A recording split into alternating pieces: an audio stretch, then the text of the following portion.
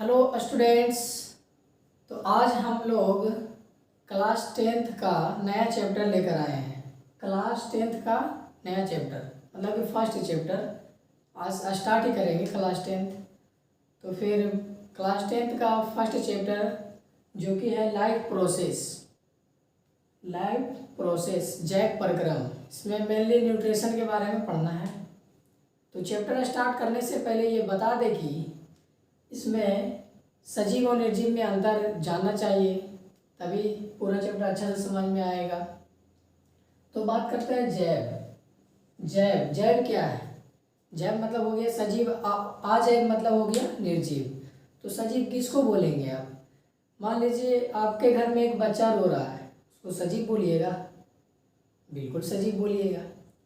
मान लो आपके घर में गाय होता है, गाय बकरी भैंस जो भी है, जुगाली करता है कि नहीं? बैठ के जुगाली करते रहता है, क्या वो सजीव है? हाँ, वो भी सजीव है। फिर बात करते हैं कि मान लो कुर्सी है तुम्हारे घर में, क्या वो सजीव है? नहीं, वो सजीव नहीं है। तो फिर आपने ये अंतर कैसे किया कि वो सजीव है वो सजीव नहीं है? ठीक है, तो आप बोलेंगे कि जो सजीव है वो श्वास ले रहा है तो उसको सजीव बोल दिए, कुर्सी श्वास नहीं ले रहा है तो उसको निर्जीव बोल दिए। ठीक है, तो पेड़ पौधा भी सजीव होता है, क्या उसको देखते हैं श्वास लेते हुए? नहीं, लेकिन वो भी श्वास लेता है, वो भी सजीव ही है, लेकिन क्या दिखाई पड़ता है? नहीं। तो एक्चुअली में सजीव वो होता है जिसमें जो सेल का बना हो, ठीक है, जो सेल का बना हो। सजीव की संरचनात्मक एवं क्रियात्मक इकाई क्या कहलाती है? सेल कहलाती है। यूनिट होता है, पूरा बॉडी का यूनिट क्या कहलाता है? सेल कहलाता है, चाहे वो एनिमल का हो या फिर प्लांट का हो। ठीक है, उसके बाद जैव सजीव निर्जीव तो हो गया। उसके बाद बात करेंगे कि सेल है, क्या है? सेल है, कोई भी सेल है, ये सेल मिलकर बहुत सारा सेल मिल जाता है तो बना देता है टिश्यू। क्या? टिश्यू। और फिर बहुत सारा टिश्यू मिल जाता है तो ऑर्गन बना देता है। फिर यही आगे ऑर्गन सिस्टम बना देगा। फिर ऑर्गन सिस्टम से हमारा एक कंप्लीट बॉडी बन जाएगा। ठीक है, पहले देखो ये सेल बना था, सेल का ग्रुप हो जाएगा तो टिश्यू हो जाएगा, टिश्यू का ग्रुप मिल जाएगा तो ऑर्गन हो जाएगा, ऑर्गन का ग्रुप मिल जाएगा तो ऑर्गन सिस्टम हो जाएगा। और जब ऑर्गन सिस्टम मिलकर एक संपूर्ण बॉडी का तैयार करता है, बॉडी का रचना करता है। ठीक है, तो फिर बात करते हैं ये सेल जो है, सेल किसका बना होता है, इसका स्ट्रक्चर क्या है? ठीक है, तो ये सेल चैप्टर पढ़ना था शायद 9th क्लास में, आप लोग पढ़े होंगे सेल के बारे में। तो ये बहुत छोटे छोटे अणु से मिलकर बना होता है, जैव रासायनिक अणु से या कार्बनिक कंपाउंड से मिलकर बना होता है। ठीक है, ये जैव अणु से मिलकर बना होता है, जैव अणु से मिलकर बना होता है, जैव अणु से मिलकर बना होता है। फिर बात करते हैं, जब ये सेल का बना हुआ है तो ये टूट फूट जाता होगा, एक्सीडेंट वगैरह होता होगा, या आप लोग गिरते होंगे साइकिल चलाते वक्त, मोटरसाइकिल चलाते वक्त, तो हाथ पैर छिला जाता होगा, तो इसका मरम्मत कैसे हो पाता है? ये सवाल है ना, कि मान लो हम गिर गए, छिला जाएगा हाथ पैर, तो वहाँ पर क्या वैसे ही रहेगा जिंदगी भर? नहीं, वहाँ फिर सेल ग्रो कर जाएगा, फिर से सेल वृद्धि कर जाएगा। तो वो सेल वृद्धि कर जाएगा तो कैसे करेगा? जैव अणु से करेगा। और इसमें एक विशेष प्रकार की गति होता है, मतलब कि आणविक गति होगा। ठीक है, इसके सेल में आणविक गति होगा, उसके दौरान या जीवों के या सजीव के या कोशिका के अनुरक्षण के लिए आणविक गति होती है। ठीक है, अब बात करते हैं कि जैव प्रक्रम क्या है। जैव प्रक्रम क्या है, तो यहाँ पर लिखे हैं वैसी क्रियाएं जिसके द्वारा जीवों का अनुरक्षण होता हो। जीवों का अनुरक्षण, यही तो बता रहे थे, जो भी सेल का अनुरक्षण कर रहा है, मतलब वो टूट रहा है, फूट रहा है तो उसका निर्माण फिर से हो रहा है, इसी को तो अनुरक्षण कहते हैं। इंग्लिश में बोल दे तो मेंटेनेंस, या मेंटेनेंस, मतलब जो भी टूट फूट रहा है उसको मेंटेन कैसे किया जाए। तो वही बात है, लाइफ प्रोसेस मतलब जैव प्रक्रम का परिभाषा हो जाएगा कि वह ऐसी क्रियाएं जिसके द्वारा जीवों का अनुरक्षण होता हो, उसे क्या कहेंगे? जैव प्रक्रम कहेंगे। ठीक, फिर जब जैव प्रक्रम पूरा बॉडी बना देगा तो हम लोग पोषण भी करेंगे, जिसको कहते हैं पाचन तंत्र। ठीक है, भोजन वोजन प्रदान करेंगे तभी तो ये जैव अणु मिल पाएगा, बिना भोजन का जैव अणु कहाँ से मिलेगा? नहीं मिल पाएगा। तो फिर भोजन करेंगे तो भोजन करेंगे तो वो टूटेगा एनर्जी में, तो कैसे टूटेगा? तो रिस्पायरेशन करेंगे, श्वसन जब तक नहीं करेंगे तब तक हमारा शरीर में भोजन नहीं पचेगा। भोजन पच जाएगा उससे एनर्जी नहीं मिल पाएगा, ऐसे भी समझ सकते हैं। फिर जब श्वसन हो गया उसके बाद परिवहन, मान लो पेट में खाना बना, उसके बाद यहाँ से एक जगह से दूसरी जगह जाना भी तो जरूरी है। वहाँ रहेगा तो क्या वहाँ का सेल ग्रो करेगा, और दूसरी जगह नहीं जा पाएगा तो क्या वहाँ सेल ग्रो कर पाएगा? नहीं कर पाएगा। तो एक जगह से दूसरी जगह जाना भी जरूरी है, यानी परिवहन तंत्र भी जरूरी है। फिर आगे हो जाएगा उत्सर्जन, यानी कि जो भी हम लोग खाएंगे शरीर के मेंटेनेंस के लिए, उसके दौरान कुछ भी अपशिष्ट पदार्थ बनेगा कि नहीं, तो उसको फिर बाहर निकालना है। तो उसके लिए एक विशेष अंग होता है जिसके बोलते हैं उत्सर्जन तंत्र। फिर होता है रिप्रोडक्शन तंत्र, मतलब कि एक आदमी जो है अपने जैसे संतान की उत्पत्ति करता है, या अपने मान लो अपने जैसे संतान की उत्पत्ति कर रहा है, मतलब नंबर में बड़ी वृद्धि कर रहा है, अपना संख्या बढ़ा रहा है, जनसंख्या बढ़ा रहा है, तो उसको उस प्रोसेस को क्या कर देंगे? जनन, रिप्रोडक्शन। क्या? रिप्रोडक्शन यानी कि जनन। तो ये सब सारा और होता है कि नियंत्रण एवं समन्वय, जो भी हमारे बॉडी में कंट्रोल एवं कोऑर्डिनेशन, हार्मोन रिलीज होता है, उसी के वजह से तो सारा काम हो पाता है। मस्तिष्क से हार्मोन रिलीज होता है ना, हाँ। तो फिर ये सब तुम्हारे चैप्टर में एक एक करके हर एक चैप्टर बना हुआ है, मतलब 6-7 चैप्टर है, उसके बाद फिर क्लास 10 का ख़त्म हो जाता है। एक बचता है फिर हमारा पर्यावरण, वो लास्ट में करा देंगे, ठीक है। तो फिर देखते हैं इसको। इसमें पहला टॉपिक है पोषण के बारे में पढ़ना। क्या? पोषण यानी कि न्यूट्रिशन। पोषण क्या है? जो भी हम खाना खाते हैं तो वो पोषक तत्व कहलाते हैं, और वो जो प्रक्रिया होता है वो पोषण कहलाता है। देखो, पोषण वह विधि है जिससे जीव पोषक तत्वों को ग्रहण करके उसका उपयोग करता है। क्या? पोषण वह विधि है जिससे जीव पोषक तत्वों को, मतलब जो भी खाते हैं, ठीक है, पोषक तत्वों को ग्रहण करके उसका उपयोग करता है, यूज करता है, ठीक है, उसको क्या बोल देंगे? पोषण बोल देंगे। तो लाइफ प्रोसेस जो भी है, जैव प्रक्रम है, उसको सही तरीके से चलाने के लिए दो पोषण की प्रमुख आवश्यकता है। पोषण की 2 प्रमुख आवश्यकता है। कौन कौन से हैं? पहला हो जाएगी उपापचयी क्रिया, दूसरा हो जाएगा जीव द्रव्य का निर्माण। अब बात आता है कि उपापचयी क्रिया क्या है और जीव द्रव्य का निर्माण क्या है। तो ये जो भी सेल है, इसमें जो भी जैव अणु है या जो भी कार्बन कंपाउंड से मिलकर बना हुआ है, तो इसके अंदर केमिकल रिएक्शन होगा तभी तो ये सेल ग्रो कर पाएगा, या जैव अणु का निर्माण हो पाएगा, या सेल बन पाएगा।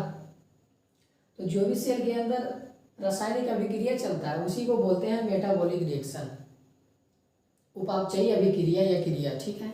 उसके बाद जीव द्रव्य का नाम निर्माण। तो सेल के अंदर जीव द्रव्य होता है, सेल के अंदर जीव द्रव्य होता है, उसमें बहुत सारा केमिकल वगैरह होता है, उसको कह देंगे जीव द्रव्य का निर्माण, ठीक। फिर बात करते हैं पोषण की 2 विधियाँ होती हैं। पोषण की कितनी विधियाँ? 2 विधियाँ। कौन कौन? एक होता है स्वपोषण हो जाएगा, एक होगा परपोषण। अब बात करते हैं कि स्वपोषण क्या है, परपोषण क्या है, चाहे दोनों में अंतर क्या है, डिफरेंस क्या है, ठीक है। तो स्वपोषण, जिसको इंग्लिश में बोल देंगे ऑटोट्रोपिक न्यूट्रिशन, ये एक लैटिन शब्द भाषा से लिया गया है। ऑटो का अर्थ होता है सेल्फ, और ट्रॉफिक का अर्थ होता है न्यूट्रिशन यानी कि पोषण। तो ऑटोट्रॉपिक है, ऑटो का मतलब हो गया सेल्फ यानी कि स्वयं, और पोषण का, ट्रॉफिक का मतलब हो गया पोषण यानी कि न्यूट्रिशन। जो भी स्वयं यानी कि अपने से पोषण का निर्माण कर रहा है, खुद से पोषण का निर्माण कर रहा है, वो हो जाएगा स्वपोषण। क्या? स्वपोषण, ऑटोट्रॉप न्यूट्रिशन, यानी कि भोजन के लिए, वो अपने भोजन के लिए किसी अन्य जीवों पर निर्भर नहीं रहेगा। जब भोजन के लिए ये किसी अन्य जीवों पर निर्भर नहीं रहेगा तो इसका मतलब हो रहा है कि ये खुद से भोजन बनाएगा। हाँ बिल्कुल, इसी तो लिखे हैं, ये अपना भोजन स्वयं बनाता है। क्या? ये अपना भोजन स्वयं बनाता है। एग्जाम्पल में देख लेते हैं कौन कौन जीव है धरती पर जो कि अपना भोजन स्वयं बनाता है। तो जितने सभी हरे पौधे हैं, क्या हरे पेड़ पौधे, वो अपना भोजन स्वयं बनाता है। कैसे बना पाता है स्वयं? उसके अंदर एक विशेष प्रकार का लवक पाया जाता है, जिसे बोलते हैं हरित लवक, इंग्लिश में क्लोरोप्लास्ट। क्या? क्लोरोप्लास्ट। इसके अंदर एक वर्णक पाया जाता है जिसको बोलते हैं क्लोरोफिल।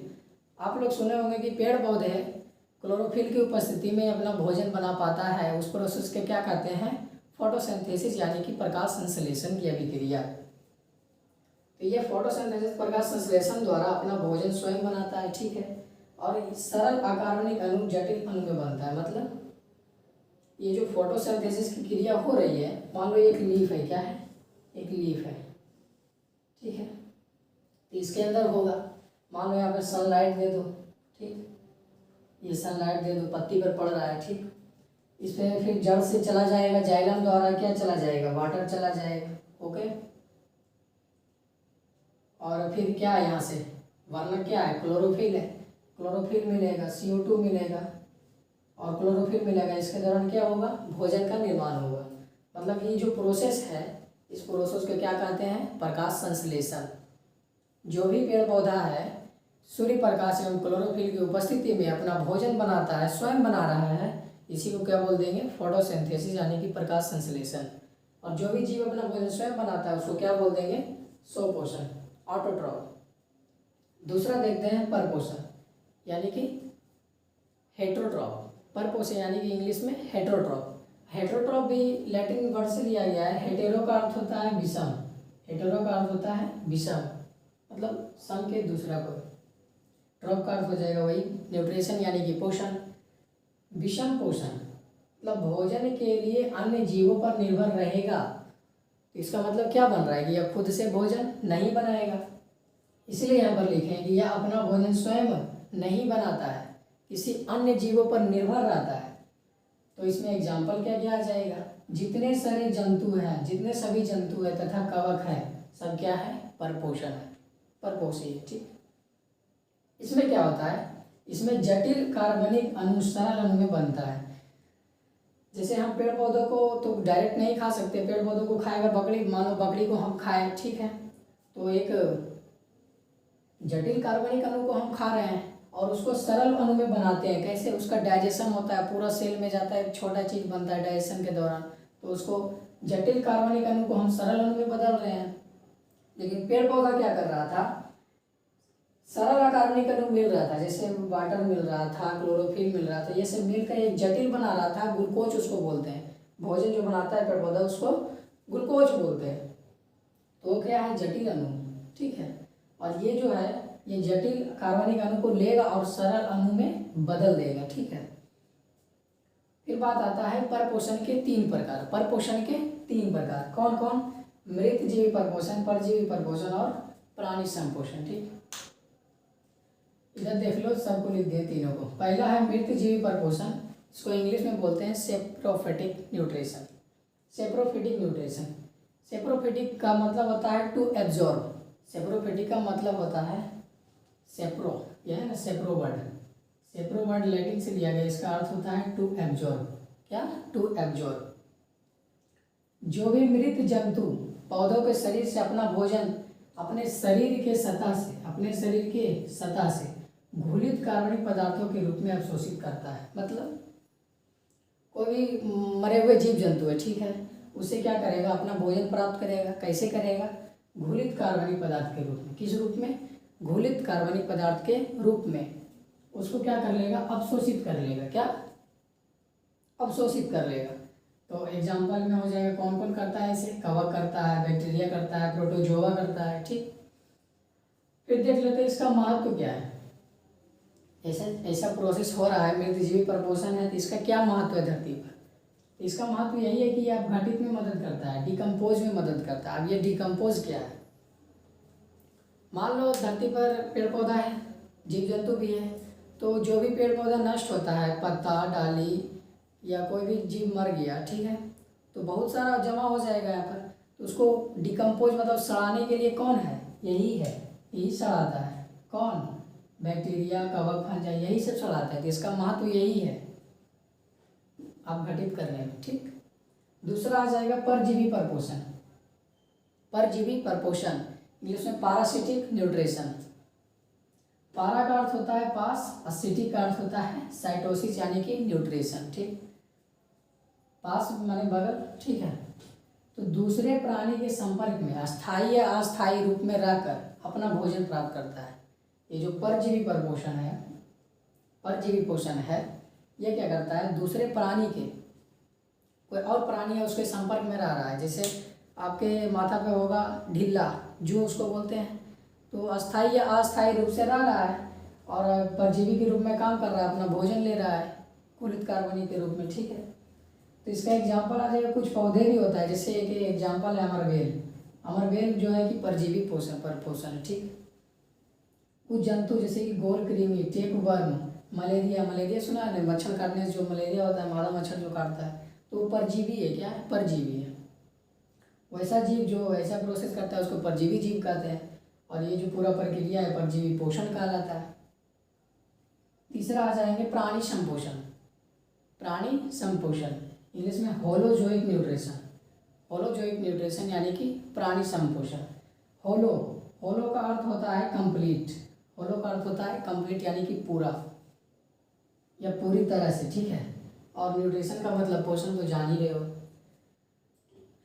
कंप्लीट। और जोइक का अर्थ हो जाएगा एनिमल लाइक यानी कि जंतु जैसा, मतलब पूरी तरह जंतु जैसा भोजन प्राप्त करता है, पूरी तरह जंतु जैसा ही भोजन प्राप्त करता है, उसी को कहते हैं प्राणी संपोषण। अब इसका मतलब क्या हो, जंतुओं के भोजन करने की विधि द्वारा, जैसे जंतु करता है भोजन, उसी विधि द्वारा भोजन ठोस या तरल रूप में ग्रहण करता है वह जीव जिसमें यह पोषण होता है वो प्राणी संभोजी कहलाता है, और ये पोषण करने की विधि प्राणी संपोषण कहलाता है, ठीक। इसका एग्जाम्पल हो जाएगा अमीबा, मेढक, मनुष्य, etc, इसमें कोई भी हो सकता है, ठीक। तो यह था पोषण के प्रकार था। स्वपोषण, परपोषण जो खुद से बना होता है, स्वपोषण जो दूसरे जंतु पर निर्भर होता है, परपोषण, अपरपोषण के 3 प्रकार होता है, ठीक है। जो कि सड़े वाले जीव से पदार्थ करता है, दूसरे प्राणी के संपर्क में रह के करता है, या तो जंतु जैसा ही करता है, ठीक है। तो ये पोषण के प्रकार था, और ये पोषण शायद जीवों में पोषण खत्म हो गया है, अब पादप में पढ़ना है, पादप में पोषण। तो फिर मिलते हैं अगले वीडियो में, तब तक के लिए धन्यवाद।